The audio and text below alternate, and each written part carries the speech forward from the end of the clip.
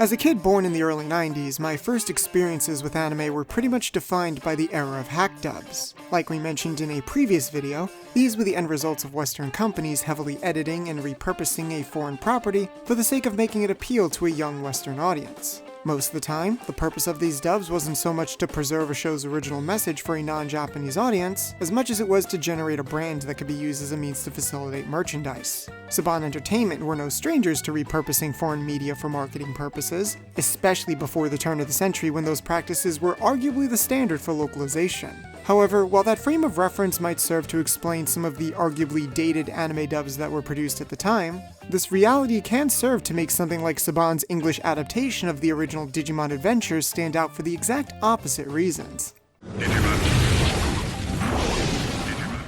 After reaching out to Jeff Nimoy, the English voice of Tentomon as well as one of the episode writers and story editors for the first two Adventure seasons, he clarified that, as was the case with many shows airing on network television, there was a tight policing on what Digimon was and wasn't allowed to show. Even today, nothing goes on air without lawyers, producers, and a Department of Broadcast Standards and Practices seeing it first. Back then, there was a stronger stigma against repeatable behaviors, or scenes which display dangerous actions children could imitate. These scenes included handling dangerous objects, acts of violence, or substance abuse, and this was maybe most evident with any scene involving alcohol, as the staff had to get creative coming up with other interesting ways to show characters hitting the sauce. いやー、見つかってしまいましたか。何？こちらの世界は思ったより楽しくて。All right, but if I show you, you have to promise not to tell anyone. Come on, show me! All right, it's a bottle of green chili sauce. It's great on tacos. However, the Digimon dub didn't actually have much in the way of removed scenes or cut footage, and when it did, they were almost always kept at a minimum, such as quick cuts of characters' fists actually making contact with each other without completely omitting the fact that two characters were fighting. According to Mr. Nimoy, time was a factor that needed to be considered because you can only cut so much and still wind up at 22 minutes worth of animated footage, the standard Western running time without commercials, especially since some scenes already needed to be cut to fit Western commercial breaks. So when something deemed unsuitable for broadcast was too long to cut, sometimes the staff had to make the story work by dubbing over it as something else.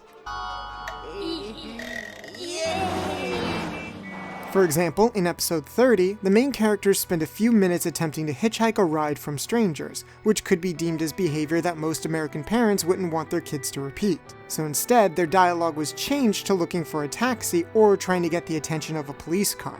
Actions that still lend themselves to the footage presented on screen without much deviation from what the characters are hoping to accomplish. The police? That's his brilliant idea? In the original version, the kids do actually get picked up by a random stranger who only stops because he takes a liking to the girls in the group, which was of course reworked so that the man was actually Sora's cousin. Aside from snippets of the characters holding up their thumbs, the only part of this segment that was noticeably cut was the scene right before them getting picked up, where Matt tries calling a ride, only for a grown woman to pull up and seduce him to get in the car. Bear in mind that not a single one of these kids is older than 11 years old. Not so easy, is it, Matt? Well, at least my cat's not stuck in a tree! But outside of similar moments of explicit material, the ADR staff had a large hand in what to cut to fit their story, and hardly ever seemed to abuse it. In fact, there appeared to be an active, conscious push to show that the series could find an audience with younger viewers without completely changing it into something that it clearly wasn't supposed to be. The Western insert song replacement for Ultimate Digivolution, titled Hey Digimon, sets us up with the overall premise. 7 young friends go to camp for the summer and wind up living in a digital land, but the baggage they carry with them throughout their whole journey could come off as more relatable than anything other localized anime dared to even acknowledge at the time. While it's true that every main character in the series can be defined by a dominant character trait, which easily fit them into stereotypes that kids could find appealing, not only did the show embrace them almost unapologetically, but it even found the time to show that at least some of those traits could be grounded in relatable real-world issues. I kept saying TK needed me, but really, I was the one who needed him. What do you mean? Matt wasn't just the typical moody lone wolf rival. He was a child of divorce, actively trying to act cool so he could be seen as strong and reliable to his younger brother. Whenever he clashed with Tai, who aligned himself more with the typical hot-headed shonen protagonist, it almost always felt more like an outlet for dealing with an ever-growing inferiority complex than it ever was just a petty rivalry. I simply can't understand this preoccupation with who you are. Is there some kind of deep, dark secret in your origins? Oh, well...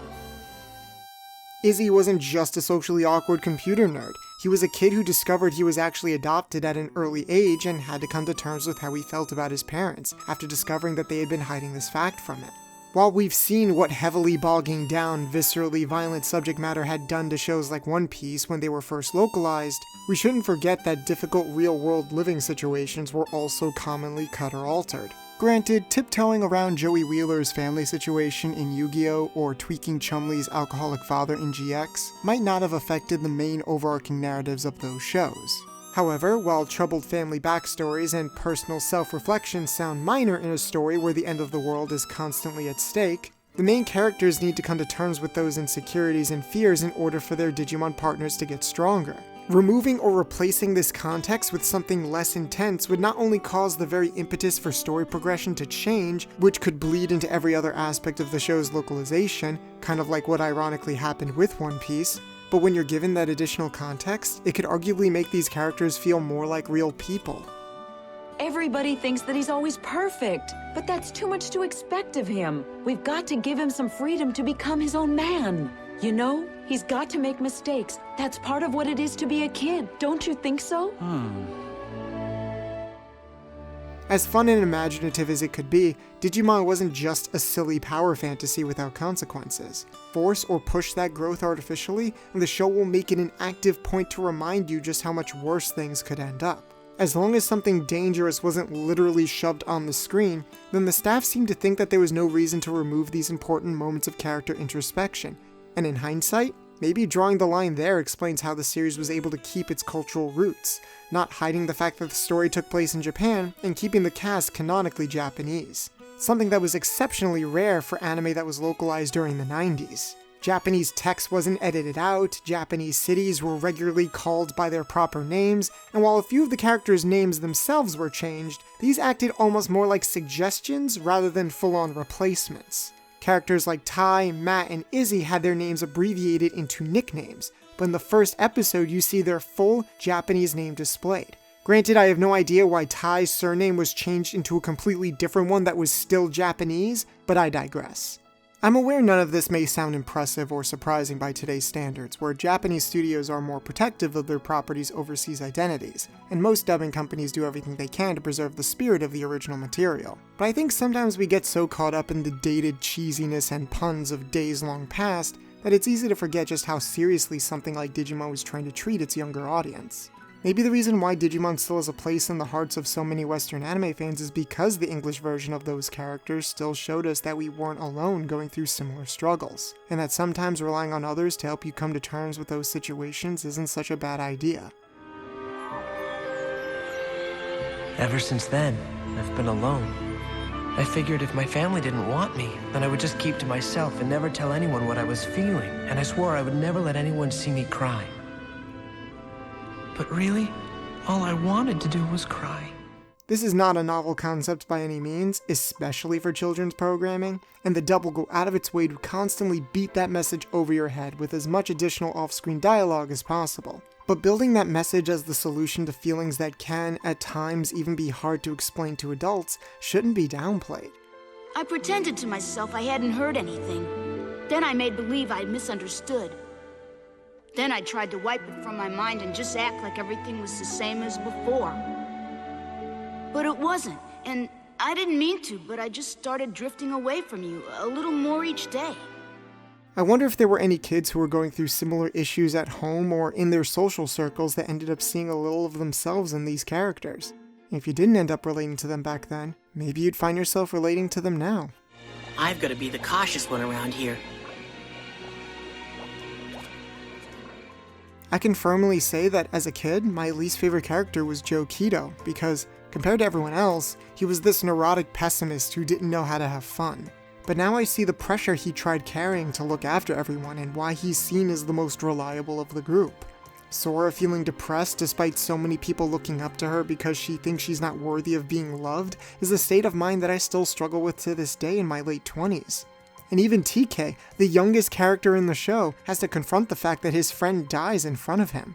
This was arguably circumvented by the fact that Digimon reincarnate, but when they do die, it's treated as a legitimate death with a lot of emotional weight. I don't have any regrets. If I hadn't met you, my life would have had no meaning. I'm glad that you and I were friends.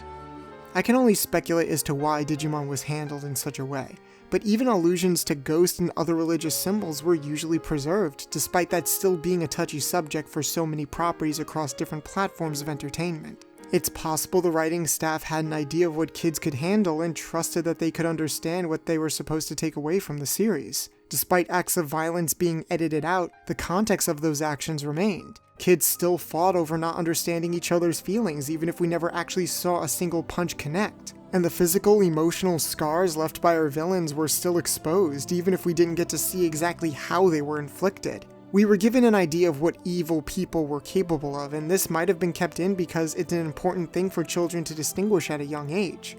Not only did that help reinforce our desire to see the villains get taken out by the good guys that we could relate to, but it also helped give kids a proper frame of reference regarding what a bad person in the real world might actually do. Given the show's success, that might have set the standard moving forward as subsequent seasons would handle even darker subject matters. Tamers is still beloved by Western anime fans to this day, specifically because we were allowed to see how dark it could possibly get. But even in Season 2 of Adventures, coming to terms with feeling responsible for the death of others was still a very prominent thematic beat. Not again! Wormon's gone, just like my brother. I was helpless to save him, and now I can't save Wormon either! Granted, that desire to maintain as much as possible didn't always work, as sometimes those aforementioned expectations of the era will get in the way of the dub's ability to communicate these ideas as effectively as the original version.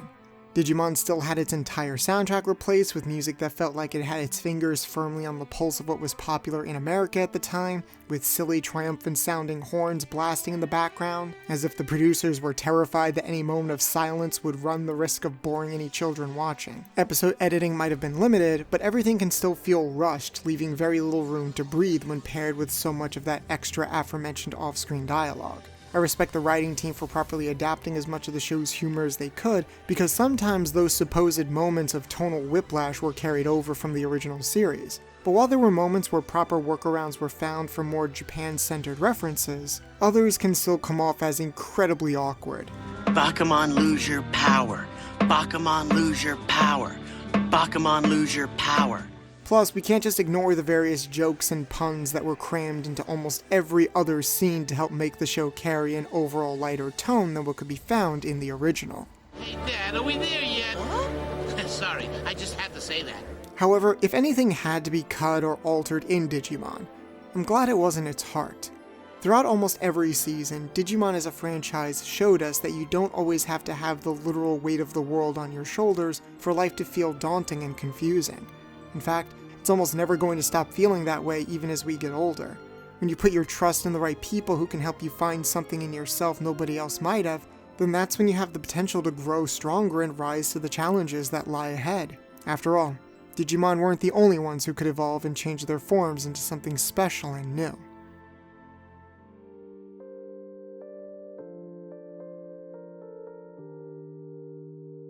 Regardless of how the franchise is seen now, imagine what would have happened if so much of these details weren't preserved. Would so many Western fans facilitate a rapport so deep that it would continue to span generations? There's still so much about the Digimon dubs that I don't know about, and I would love to do a follow-up in the future that answers some of these questions, should the opportunity present itself. But for now, I think it's enough to simply look back, respect the fact that there were so many people working on this show who treated us kids with a little respect, and smile, after being reminded that even now, us Digidestined were never alone.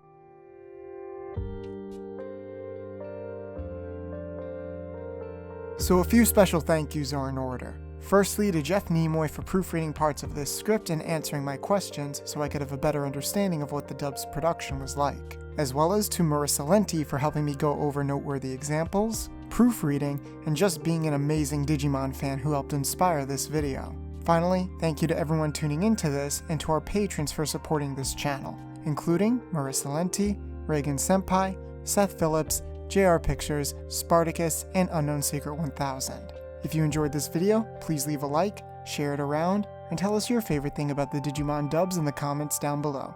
This has been the Cartoon Cipher, and until next time.